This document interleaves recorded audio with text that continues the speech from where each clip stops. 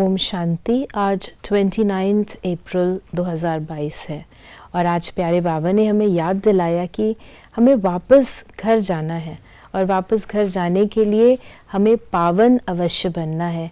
इसके लिए हमें एक बाप की ही याद रहे, कोई भी देहधारी याद ना आए, क्योंकि जब देहधारी की याद आती है तो हम अपने पापों से मुक्त नहीं हो सकते।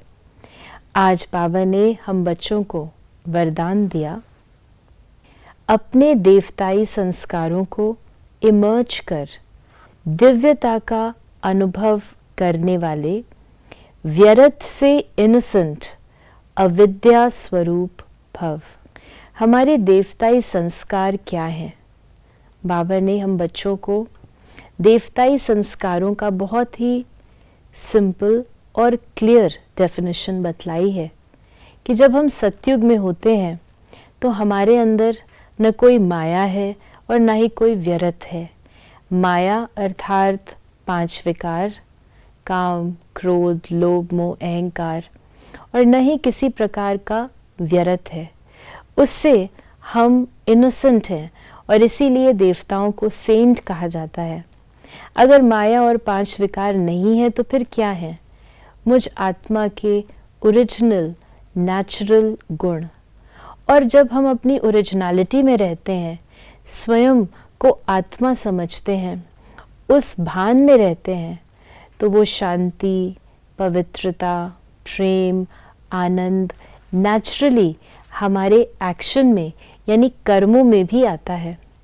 तो हम अपने आप को आज भी चेक करें कि क्या मेरा कुछ समय, संकल्प, बोल, कर्म व्यर्थ तो नहीं जा रहे हैं। यदि व्यर्थ जा रहे हैं यानी ये भी देवताई संस्कार नहीं है, क्योंकि देवता अर्थात जहाँ कुछ भी व्यर्थ ना जाए, व्यर्थ की भी अविद्या हो। तो बाबा ने हम बच्चों को कहा कि कई बच्चे कहते हैं कि अभी तो हम पुरुषार्थी हैं, हम पुरुषार्थ कर रहे हैं, लेकिन पुरुषार्थ का अर्थ क्या है? पुरुष समझ के इस रथ को चलाना।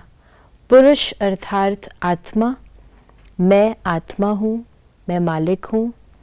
अपने गुणों में स्थित होकर इस शरीर रूपी रथ को चलाना, कर्मों में आना, ये वास्तव में पुरुषार्थ है।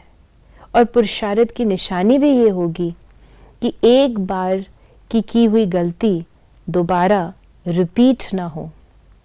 तो इस प्रकार बाबा ने हम बच्चों को देवताई संस्कार इमर्ज करने की विधि बतलाई, जिससे हम सचमुच व्यर्थ से एकदम मुक्त हो सकते हैं, इनोसेंट बन सकते हैं और सच्चे सेंट बन सकते हैं।